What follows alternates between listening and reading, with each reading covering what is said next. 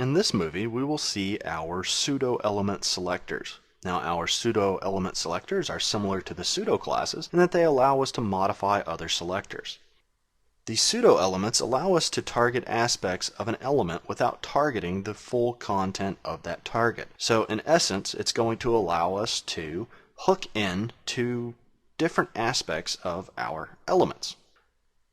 So, the pseudo-elements are first letter. That's going to allow us to select the first letter of an object and style it however we want. So this is actually something that's pretty commonly used in some of our print media to do things like drop caps and things like that. We also have first line.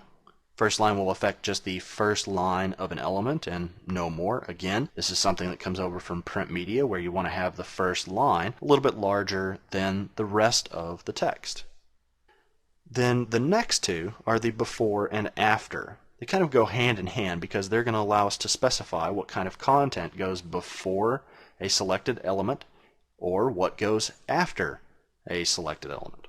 So these are going to come in pretty handy whenever we want to specify what type of content gets generated from a specific element.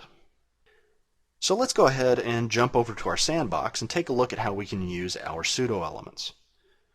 Now we're just going to set up one little rule here, which is going to control our first letter of our paragraphs.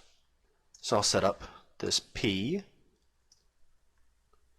and do first letter,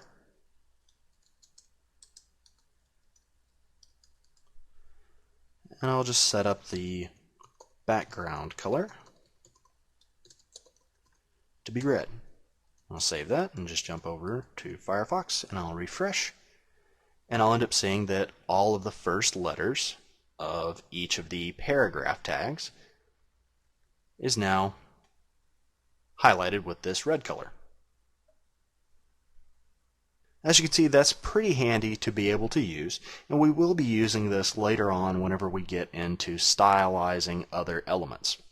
Now, I also want to take a moment to mention that everything that we've been doing throughout these demonstrations are purely for learning purposes. There's no way in the world that I would try to pass this off as a legitimate website at any point in time. So you can rest assured that this is not how we're going to end up using our CSS rules. So, don't think that this is good prescription for what you need to do for your actual websites. It's far from it.